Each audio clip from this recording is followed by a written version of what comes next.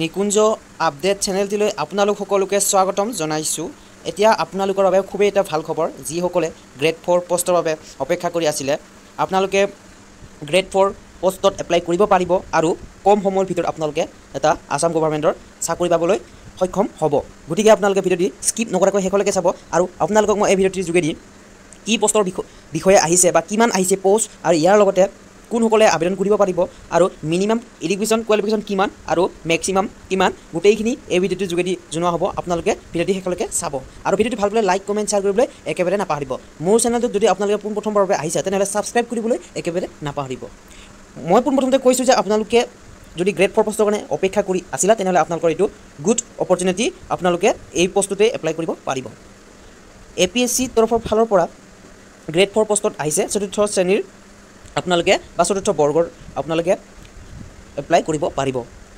অসম লোকসেৱা আয়োগে মই দেখাই দিছোঁ আপোনালোকক পোষ্ট ইমান অহা নাই। আপোনালোকে যিমানখিনি এক্সপেক্ট কৰিম বুলি ভাবিছা বা বহুতে চাগে ভাবিছে 10,000 প্লাছ আহিব নে 500 প্লাছ আহিব বুলি ভাবিছা, তেনেকুৱা কোনো ধৰণৰ নহয়। মাত্ৰ 20টা পোষ্ট আহিছে। আপোনালোকে যদি ইচ্ছুক প্ৰাৰ্থী হয় তেনেহ'লে আবেদন কৰিব পাৰিব। ইয়াৰ লগতে আপোনালোকে মিনিমাম কোৱালিফিকেশ্যন 8 পাছ হ'ব লাগিব আৰু আপোনালোকৰ মেক্সিমাম কোৱালিফিকেশ্যন হৈছে হায়াৰ ছেকেণ্ডেৰী লেভেলৰ 10+2, ঠিক আছে। আপোনালোকে এইকেইটা আণ্ডাৰত যদি আপোনালোকে আছে তেনেহ'লে আপোনালোকে এই আবেদনটো কৰিব পাৰিব। ইয়াৰ আবেদনৰ আৰম্ভণি ষ্টাৰ্টিং ডেট হৈছে আপোনালোকৰ 10 ছেপ্টেম্বৰ আৰু লাষ্ট ডেট হৈছে 10 অক্টোবৰ। আপোনালোকে আৰম্ভ কৰিব পাৰিব অহাকালিৰ পৰা এপ্লাই কৰাৰ ডেট। আৰু ইয়াত পে' স্কেলটো মই জনাই দিছোঁ 12,000ৰ পৰা 52,000লৈকে পাব আৰু গ্ৰেড পে' 3,900 বাই বেণ্ড 1 PB1, ঠিক আছে। আপোনালোকে আৰু আপোনালোকৰ কিছুমান ডকুমেণ্টৰ বিষয়ে কৈ দিছোঁ মই। আপোনালোকৰ পোনপ্ৰথমতে আপোনালোকৰ যিখন ইয়াত ডিক্লেৰেশ্যন চাৰ্টিফিকেট দিয়া আছে মই শেষলৈ দেখাই দিছোঁ।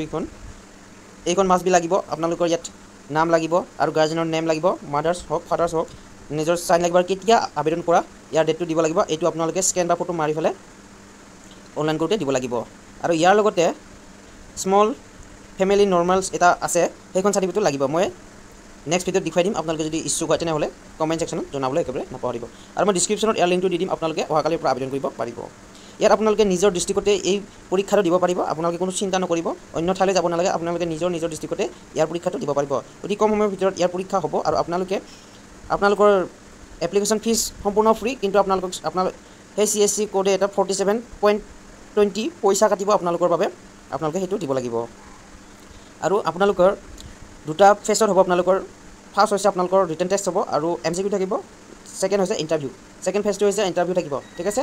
এটা পোষ্টত 5জনকৈ মাতিব ইণ্টাৰভিউৰ কাৰণে। আপোনালোকৰ ৰিটেন টেষ্টত আপোনালোকক মই জনাই দিছোঁ কোনকেইটা ছাবজেক্ট আহিব। আৰ্থমেটিক আহিব 20 মাৰ্কছ, GK ফাৰ্ষ্টত আহিব 20 marks, reasoning 20 marks, social science 20 marks, science 10 marks, elementary English 10 marks. Elementary মানে আপোনালোকে 6ৰ পৰা 8ৰ ইয়াত দিয়া আছে ষ্টেণ্ডাৰ্ড ক্লাছ 6, 7, 8 এইখিনি আপোনালোকে চালে হৈ যাব। ডিউৰেশ্যন 2 আৱাৰ থাকিব আৰু 100 কুৱেশ্যন থাকিব। ইয়াত কোনো ধৰণৰ নিগেটিভ মাৰ্ক মেনশ্যন কৰা নাই, ইয়াত নিগেটিভ মাৰ্ক নাই, ঠিক আছে। আৰু ভিডিঅ'টো ভাল পালে লাইক কমেণ্ট শ্বেয়াৰ কৰিবলৈ একেবাৰে নাপাহৰিব। ইয়াৰ লিংকটো মই ডিছক্ৰিপশ্যনত দি দিম। আপোনালোকে অহা কাইলৈৰ পৰা আবেদন কৰিব পাৰিব। ধন্যবাদ।